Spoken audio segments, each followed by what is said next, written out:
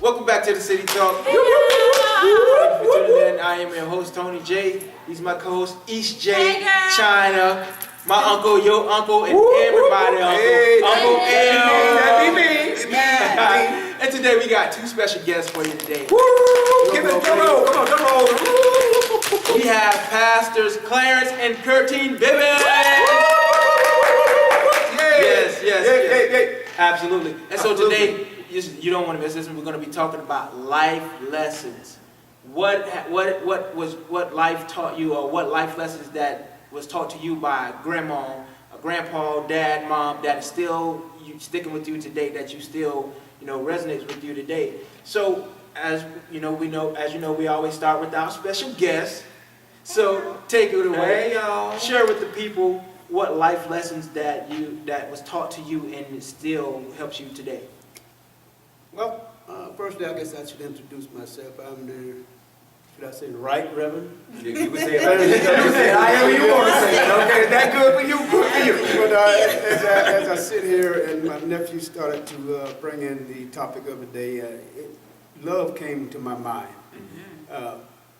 Love is a lesson that has permeated my whole life, really from the beginning. See, I'm a product of a full family.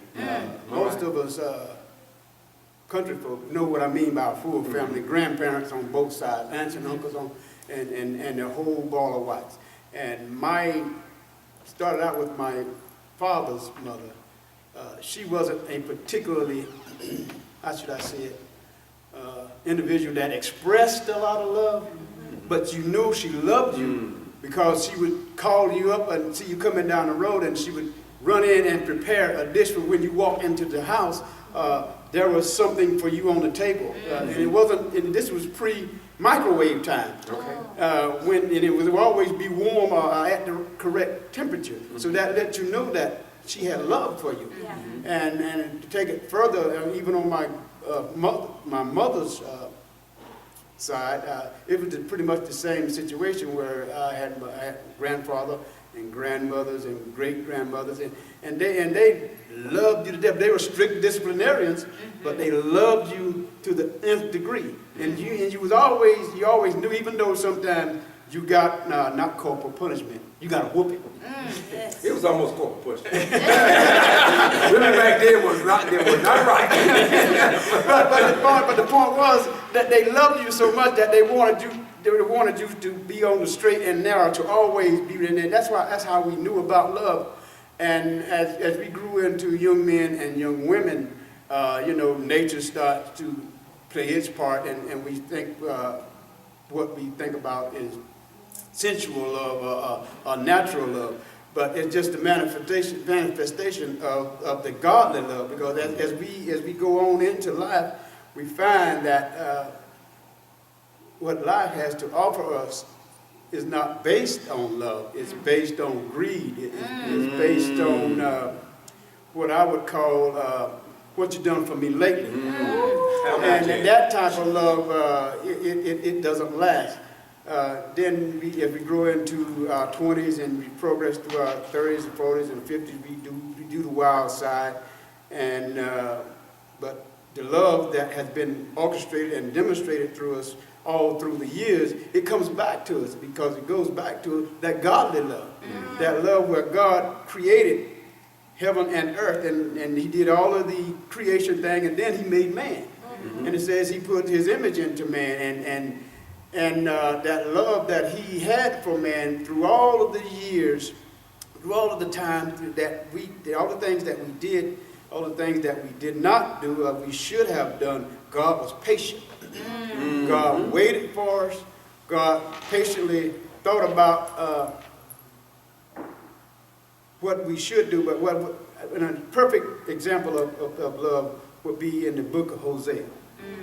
You remember Hosea had to marry a prostitute? Oh, yeah, he did. And he had to watch that woman do all of these things to us. You see, that's kind of akin to what God had to watch us. Through all of this mess. Just a couple times. Through all of this mess, and still he waited for us. Still he blessed us through all of that. But I thank God that I went through it and I found my second ultimate love, because Jesus Christ is our first ultimate love. I found my helpmate, my soul. Okay. Right? Butter it up, butter it up. That thing when Jesus, when in the Bible when it says Jesus gave his life for the church. As husbands, that's what we are called to do, and I would willingly, gladly do it for this young lady. Amen. Pour it on me. Pour it on me.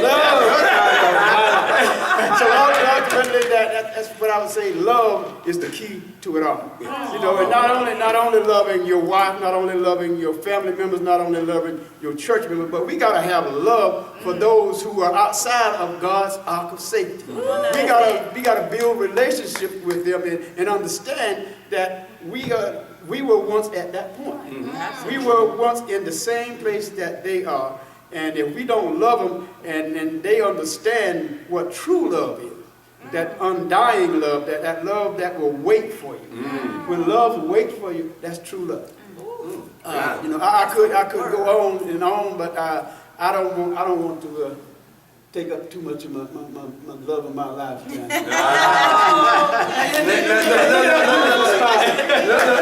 Let me see you top that.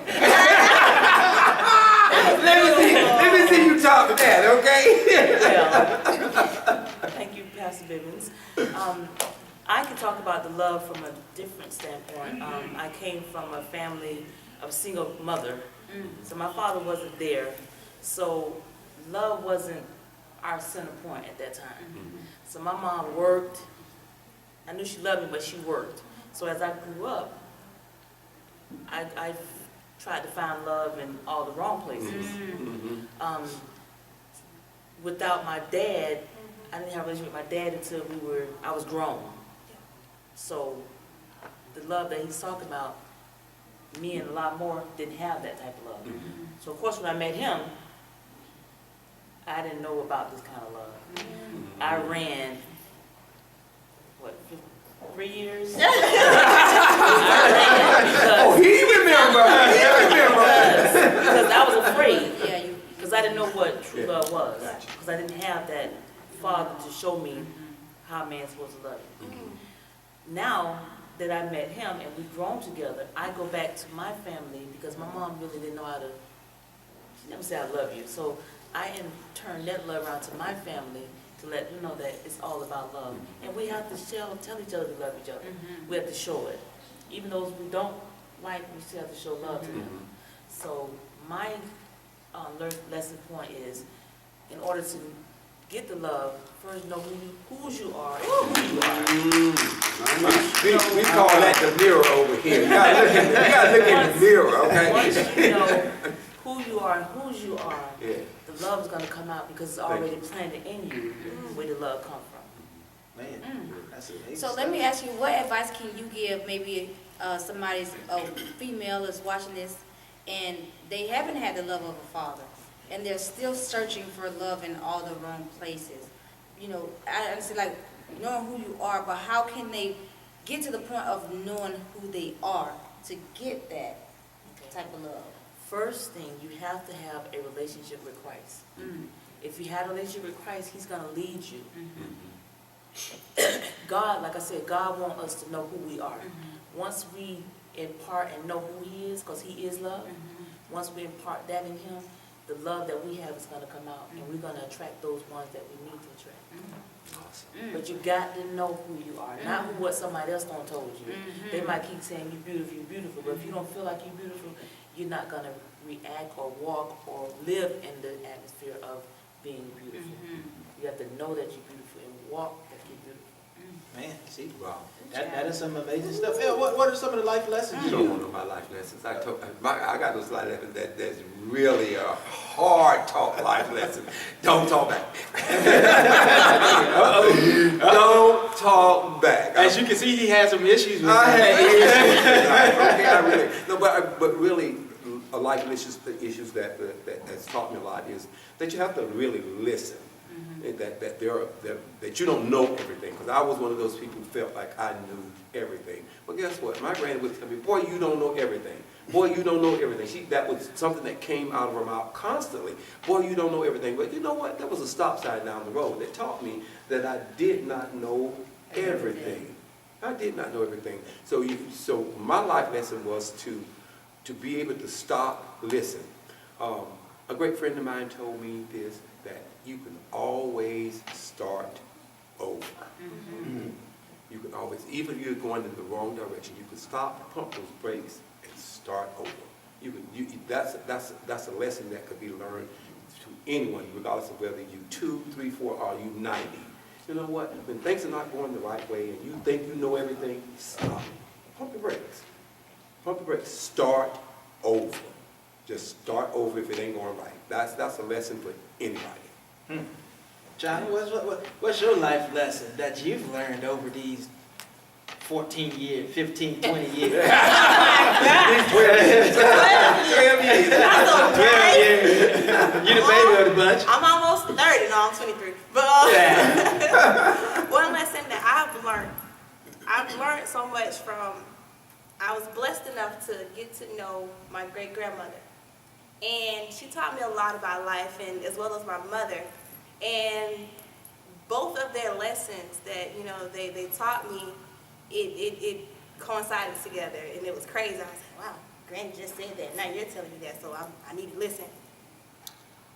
Once you accept the person that God created you to be, you'll be so much better off in life. When you actually sit down and just evaluate yourself, accept your flaws, but don't live in the flaws. Try your best to just move forward from the past. Don't let your past determine who you are in the future. You'll be so much better off, because life is going to happen. People are going to talk about you. But the thing that I really had to catch note of is that what other folks have to say about you ain't your business. That's what I'm talking about. It ain't your business. Oh. It's none of your business. People are going to talk. And I know you've heard the cliche, they talked about Jesus. They did. So it makes you so important, and what makes you different that nobody can talk about you. If they're talking about you, you're doing something right. Amen. And they're leaving somebody else alone. There you go. And you're getting free publicity. So Listen, Amen to that. Bishop, what is your life lesson? Child, let me see. Come on, Bishop. I'm a. You got Try to- 60, 70 of them. It's You got 60, 70 of them. My Okay? life lesson, and probably have to go back to what he said, like the love. Because when I back then when I dealt with depression, and you kind of like find yourself in a hole, you know, and it's like you feel like nobody like loves you, but then you have people like on the outside like just praying for you and just rooting for you and pulling for you. And like you said, ultimately that love brought me out of that, you know. And I would say definitely that would definitely be one. And then my second one is, I would say this, my lesson has been taught me to be prepared as far as my finances or whatever it may be. Because when I had my accident and I didn't work for those 3-4 months, thank God that I was, you know, getting myself together and saying, let me, you know, save this and do this and move a different way and, you know, do this different and change my mindset from buying this pair of shoes, this $500 pair of shoes to Buying a $50 pair of shoes, to buying a $25 pair of shoes, you know what I'm saying? So it's like, $3 plus though. Come on, they work, okay? $3 plus. listen, okay? I'm telling you, it's you know, my mind had to do a shift. You know, I had to stop thinking one way and start to think another way. And so when I did have my accident and I didn't work for those months, I was okay because I had started to prepare. Not only financially, but, you know, I need to be emotionally prepared to, if I can't go back to doing what I like to do and what I love to do, then, you know, will I be okay to just walk away and find something else for me to do? So it's taught me to be prepared, you know, and I think that's one of the biggest lessons that anybody can learn is to be prepared. Cool. My lesson is, you got to give to gain. Sometimes you got to give up something to gain a whole lot more of it later. You know, you give it up now, you gain a lot more of it later.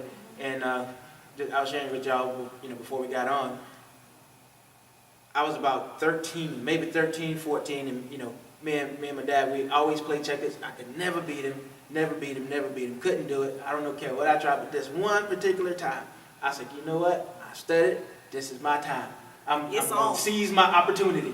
This is it. So, you know, I set him up pretty good, you know, thinking mind game, and then it came to a point where he had to jump one of my men in order for me to get two of his. But I was so focused on losing that one that I couldn't see the two. And when I went to take advantage of that one, he said, stop, look at your board, man. And I'm like, what do you mean, look at the board? Look at what you're doing. Stop, just stop and look at it. You willing to give up two of that same thing for the one? I'm like, what do you, yeah. No, man. He said, sometimes you got to give to gain. You give up one to gain two of it later. And that's my life lesson today. I think about it, you know, if I'm faced with some issues or I'm faced with something I just don't want to give up. If I give up this now, will I be able to gain more of it later? And that's my life lesson. Sometimes you got to give up something to gain more of it later. And the moral of the story is life lessons happen to make you better. Yeah. Absolutely. Absolutely. And I mean, you can't get no better than these life lessons. So I need you to do me a favor. I need you to like, share, and comment. We don't have any homework. No, well, that is homework. You should give us some homework. You should give us some homework. We got homework. I mean, Okay, you gotta have Let's homework. let our guests give them. That's what I was about to say. Let the Give us guests give the some homework. homework. We got to have homework. Yeah. What I would say, not necessarily homework, but what I would take each and every one of us to take this and go with it. Sort of similar, akin to what Tony was saying, that, and I would phrase it this way, is that pick the battles you want to fight. Know what battles to fight. Because if you think about it, a war consists of individual battles. Sometimes you fight one battle, in my mind said that I got to win every battle to win the war, but I'm sadly mistaken. You got to give ground sometimes to gain more ground. And the object of the war is to gain the high ground. Okay, I may need to give up the left side of the mountain so I can circumvent and do a hook around and gain the whole mountain so that way I can win the war. And in our lives, we need to figure out what battles we need to fight in order to win the war. Where my offering at? I got my dollars. Where my dollars? Can we just come on, just do a heave up and just throw it down there? Just throw it down there. Come on. Well, you know, I am a preacher by There we go. But seriously, that if we each think about that and take it into consideration, not trying to win all of the battles, but just pick the battles To win the fight. to win the total fight. Yeah, gotcha. And that way we'll win the war. Man, that's That was a good. That's That- good. that's- That's So good. good. that's Closing y'all, thoughts? that's Yeah, your homework. Yeah. Like, you can't win them all, y'all. Okay, but you gonna win. You gonna win that war. Okay, but you can't win every battle. You gonna win the war. All right. That's y'all But homework. shouldn't every battle we go through, we should learn something? Learn a lesson from There you it. go.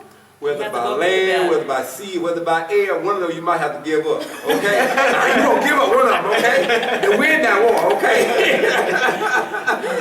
All right. Take So, something with you from each battle. absolutely. So So don't forget to like us on Facebook. share. No, what's on And Facebook? subscribe. What's the name on Facebook? It's City Talk 18. No, that's That's Instagram. Instagram, sweetheart. Oh, that- Tell people. Well, listen. I need to follow us on follow us on Facebook. The City And- Talk. And listen, comment. We need to know. We here at City Talk and others need to know the life lessons that you've learned and how it's helping you, so it can help us, because we're human. Please comment. We're Those human, pearls and of we wisdom. need the wisdom that you have, and the world needs that wisdom that you have. And if you die with that wisdom, then man, you just robbed us. And that's another topic for another time. But Like us on Facebook. share. Like and us on subscribe. Facebook, The City Talk. Like, share, and comment. Instagram, The City Talk 18. YouTube, The CityK. Well, it Wow. doesn't matter which one of those you do. You better do something. Just do something. Just look us up. Just look us up, okay? Get no help. We out there, social media, we out there, okay?